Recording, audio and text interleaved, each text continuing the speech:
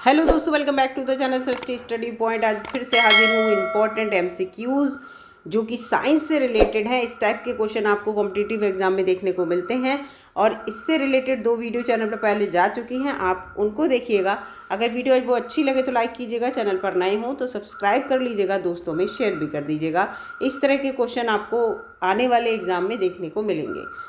इसमें देखिए, पहला क्वेश्चन है कि भूजल में निम्नलिखित में से किस खनिज या लवण के लगातार संपर्क से ब्लैकफुट रोग हो जाता है। ठीक है, तो यहाँ पर ये जो है, मतलब अगर हमारे पानी में लगातार कोई लवण या खनिज ज़्यादा मिल जाए तो उससे बीमारियाँ होती हैं। तो उसमें एक ही बीमारी ये है, ब्लैकफुट।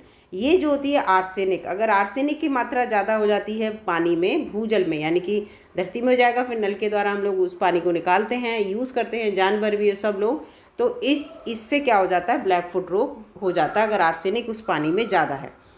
दूसरा प्रश्न है यहाँ पर, पौधे की उस बीमारी का क्या नाम है जिसमें पत्तियों के नीचे सिरे पर बारीक झिल्ली सी बन जाती है। जैसे कोई पत्ती है और उस पत्ती के नीचे की तरफ आप देखेंगे, कभी कभी आपको सफ़ेद एक जाल सा दिखेगा, एक झिल्ली बिल्कुल उसी की तरह झिल्ली दिखेगी कि ये नई क्या बीमारी हो गई है। तो ये जो है वो स्पाइडर माइट से बनती है। स्पाइडर माने क्या होता है, स्पाइडर माने होता है मकड़ी। ठीक है, तो स्पाइडर माइट्स के द्वारा ये झिल्ली सी आपको नीचे की परत पर पत्ती के दिख जाएगी। इसके बाद अगला क्वेश्चन है कि कौन सा जो तत्व है या कौन है वो रक्त का थक्का जमने में मदद करता है। तो वो हैं थ्रोम्बोसाइट्स। पूरी साइकिल आपने अगर पढ़ी होगी, थ्रोम्बोसाइट्स और ये थ्रोम्बिन, प्रोथ्रोम्बिन, पूरी इसकी साइकिल होती है। तो इन चारों के ऑप्शन में थ्रोम्बोसाइट इसके अंतर्गत ये होगा। अभी आप यहाँ पर एक क्वेश्चन और बताएंगे मुझे कमेंट में कि कौन सा विटामिन है जो रक्त का थक्का जमने में मदद करता है। यानी कि अगर हमारे कट लग जाता है तो आपने देखा है कि ब्लड थोड़ी देर बाद खुद ब खुद रुक जाता है, लगातार बहता नहीं रहता है। अगर ब्लड लगातार बहता रहेगा तो एक बीमारी होती है हीमोफीलिया।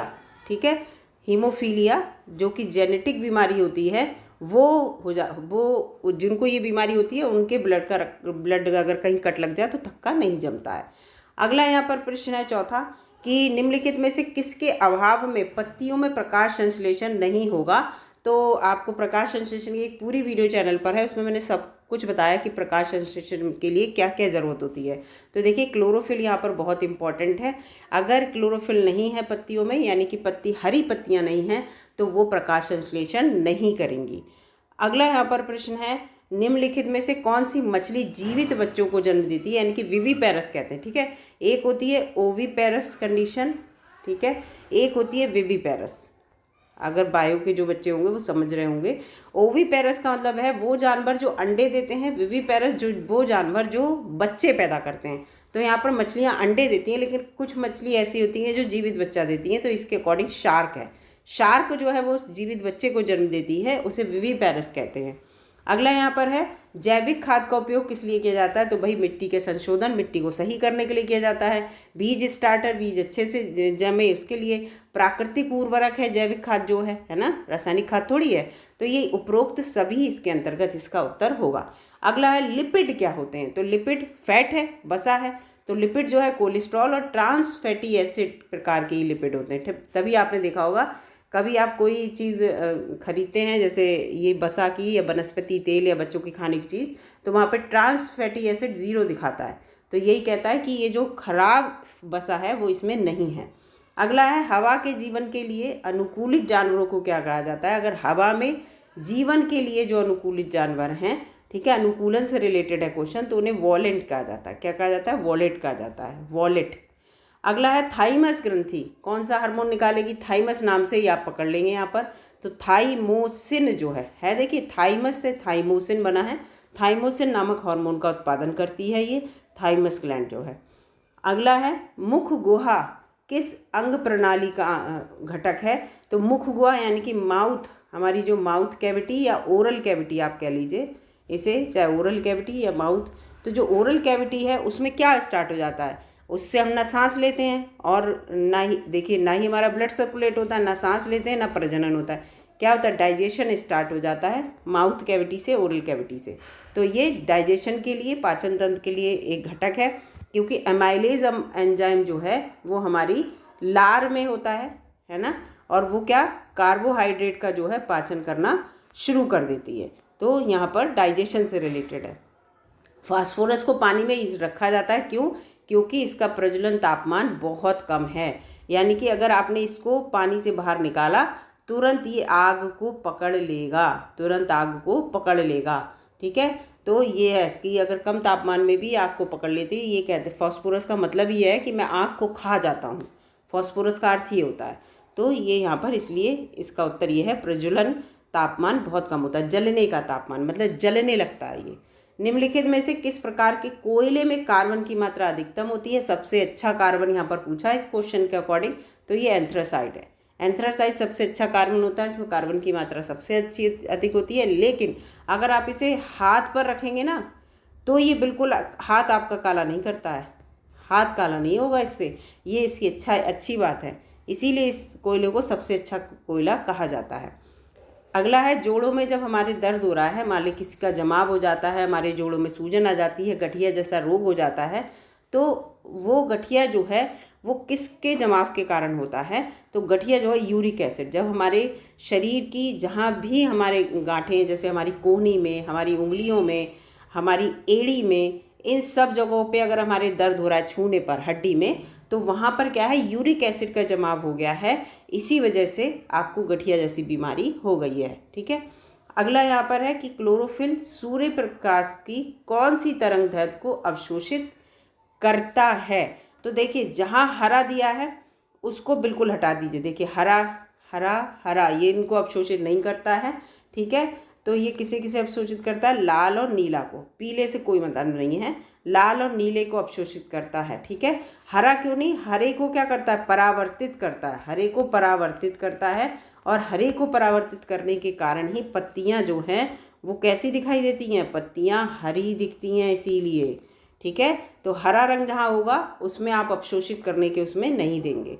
अगला है, पदार्थ की निम्नलिखित में से किस अवस्था में अंतर परमाणु या अंतर आणविक दूरी निश्चित होती है? तो भाई सिर्फ ठोस में होती है। अगर कोई ठोस चीज़ है तो पता है यहाँ उसका एक कण है, एक कण यहाँ है, यहीं रहेंगे, ये ठोस है, तब ये इनकी जो बीच की डिस्टेंस है वो बिल्कुल निश्चित है कि इतनी दूर है, थोड़ी देर बाद मापेंगे तो भी उतनी दूर, जो ठोस पदार्थ है। लेकिन द्रव क्या है, वो बहता है, उसका एक अणु यहाँ है, थोड़ी देर बाद बहकर यहाँ पहुँच जाएगा। और गैस के तो उड़ते हैं, तो कोई अणु यहाँ कोई अणु यहाँ, तो इसलिए ठोस इसका आंसर होगा।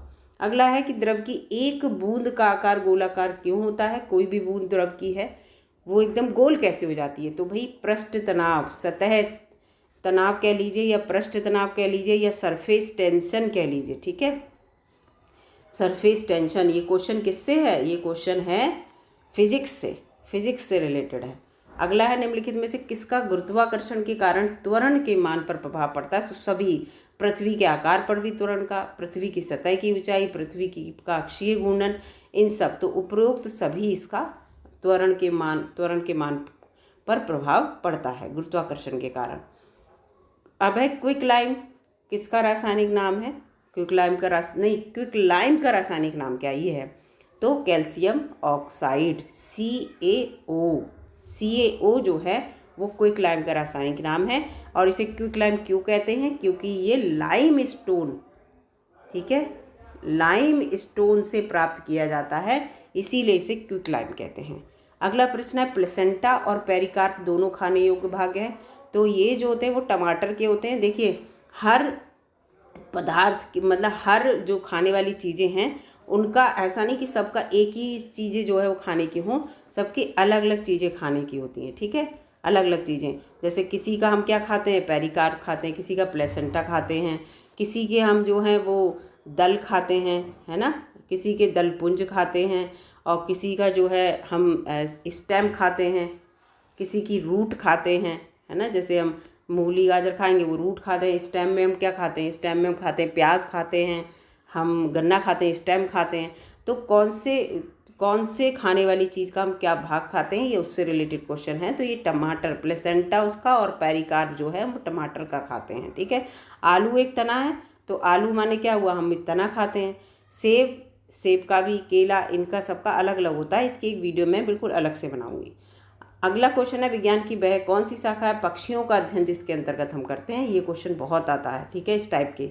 तो इसलिए मैंने यहाँ पर बता दिया। सरीसृपों का जब हम अध्ययन करते हैं तो सरीसृप विज्ञान, इसे हर्पेटोलॉजी कहते हैं। कभी कभी ये हिंदी वाले नाम नहीं दे रखे होते हैं, इंग्लिश वाले दे रखे होते हैं, इसलिए मैंने दोनों नाम लिख दिए।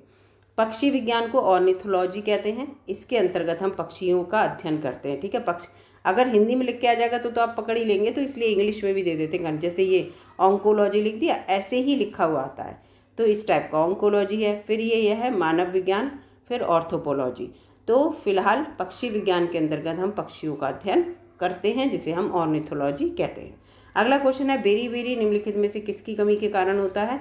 तो B1 की कमी के कारण होता है। याद रखिएगा, बेरी रोग, पूरा मैंने विटामिन का एक वीडियो अपलोड किया है, उसको आप देख लीजिएगा। और B1 किसका जो नाम है रासायनिक, वो है थाइमीन, तो इसका उत्तर थाइमीन होगा। थाइमीन की कमी के कारण बेरी रोग होता है। और बेरी जो रोग है वो एक न्यूरोलॉजिकल यानी कि माइंड और हृदय रोग, ये दोनों से रिलेटेड है। तो यहाँ पर ये भी लाइन मैंने दे दी। तो पूरी यहाँ पर मैंने आपको 21 क्वेश्चन यहाँ पर बताए हैं। अगर वीडियो अच्छी लगी तो प्लीज़ दोस्तों लाइक कर दीजिएगा। लाइक करने में कोई ऐसी प्रॉब्लम नहीं है। आप सोचते हो एक लाइक करने से बहुत सारा इन्हें पैसा मिलता है, लाइक से कोई भी पैसा नहीं मिलता। बहुत से लोगों के माइंड में ये बात रहती है। सब्सक्राइब कर लीजिएगा और उसके साथ साथ दोस्तों में शेयर भी कर दीजिएगा। तो अगर मिलूँगी अगली वीडियो में, तब तक के लिए नमस्कार। पूरी वीडियो देखने के लिए धन्यवाद।